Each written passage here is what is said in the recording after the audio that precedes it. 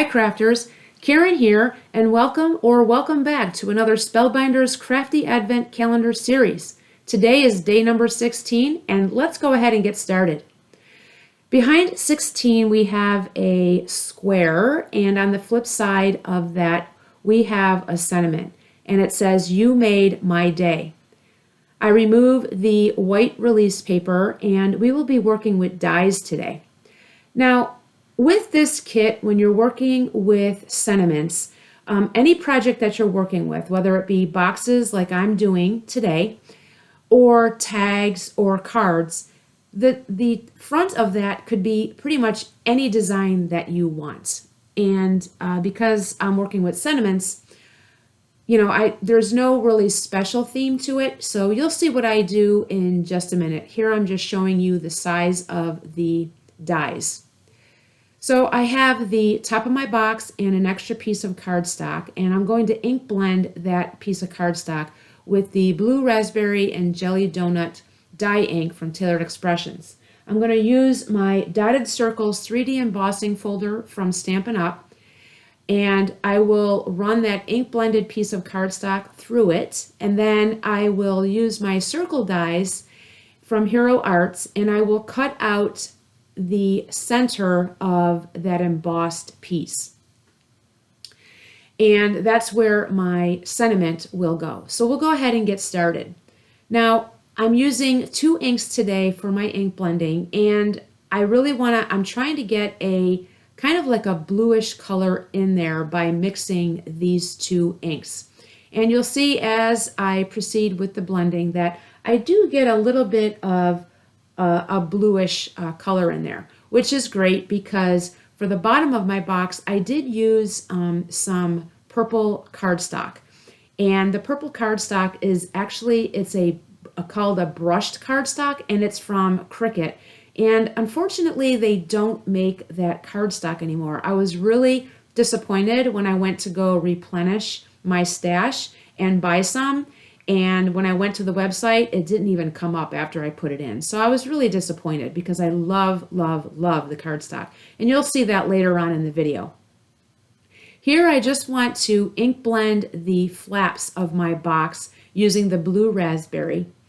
And I use the masking tape because I don't want it to get on the center of the box. Now, it wouldn't matter too much if I did go over, just because the ink blended piece of cardstock is going to lay over that. So it probably wouldn't matter too much, but I just want to make sure that I get enough blending on those flaps. Now I'll take my embossing folder and my die and go ahead and get that done. So there's what the finished piece looks like. I did cut out that circle, and then here I have the sentiments, and those were cut out on white cardstock, and I'm going to go ahead and I'm just going to bring in the same 2 colors and ink blend these, and I want to get both of those colors on the words just to kind of stay with the theme of my ink blending today. And you can see I just go back and forth between the 2, making sure I have enough coverage. Once I have that done, I just remove the pieces, and you'll get a look at what they look like up close here. So they do blend nicely, and it goes really nice with the colors on the embossing folder. Here I'm just laying the sentiments down inside that circle and trying to get an idea of how I want to lay this down. So once I have that set, then I'm going to bring in my ATG tape, and I'm going to adhere this embossed piece onto the center of my box. And I want to make sure that I get all that white that is on there covered up with this piece, and I press that down once I have that set. Then I reposition my sentiment, and you'll see that I go back and forth, kind of trying to figure out if I want it this way, all vertical, or if I want it stacked this way. And I decided that this is the way that I like it, so I bring in my glue and I go ahead and I glue the words down in place.